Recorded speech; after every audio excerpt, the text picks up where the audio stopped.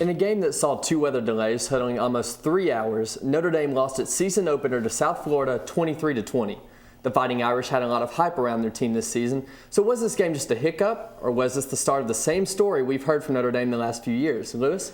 Well, no one is as hesitant to say that this is just a hiccup than me, because I've spent some time in my life watching some Notre Dame football and being disappointed plenty. Just a fan, just a little bit of a fan, you know.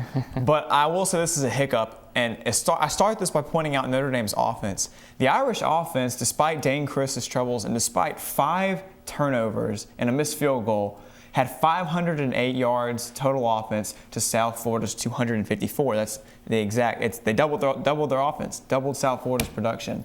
Dane Chris is a guy who is bigger, stronger, faster, and more athletic than Tommy Rees, a kid from Lake Forest, Illinois. But for some reason, and I really can't explain why, everyone said Chris was going to be the man this season, that he was ready, that he'd never had a bad day, and he just couldn't get anything done. So I think you're going to see Rees be that guy, especially after throwing 296 yards just in one half. So I think you're going to see a better Notre Dame this year. All right, thank you, Lewis. And now what you've all been waiting for.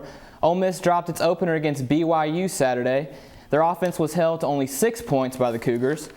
What do you think this game means? What do you think this game means going forward for the Rebels, Josh? Trouble, trouble, trouble. I do not see this being a good situation for Ole Miss, because now I don't see 6 winnable games on their schedule to get them to a bowl game. They've got Southern Illinois, Vanderbilt, Kentucky, Louisiana Tech, and Fresno State. Those are 5 games I see them with a possibility to win. Don't forget, though, they got beat by Vanderbilt last year, so we can see how that works out.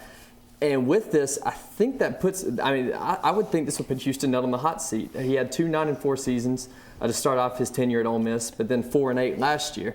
A lot of people kind of dissatisfied with what was going on. This year, if this is the same story, we may see the end of the Nutt era at Ole Miss. And don't you think that right now in Fayetteville, Arkansas, and all across the state of Arkansas, there are thousands of people saying, Oxford, we told you so. Because when Houston Nutt first got to Arkansas in 1998, that's a guy who started out 9-3 and then 8-4, just like how he did in Oxford with 2 Cotton Bowls, and now 4-8 last year, looking at possibly a losing season again this year. So we'll see what happens there. But that is actually all the time we have today for today's edition of the Sports Zone.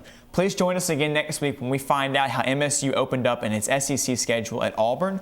Plus, we'll tell you what to expect from the Thursday night showdown against LSU. Please follow us on Twitter at MSU Sports Zone, and feel free to leave any questions, comments, or topics you would like us to discuss. Also, if you've missed an episode, go to our YouTube channel at youtube.com/MSU Sports Zone. Thank you for watching, and please join us again next week on the Sports Zone.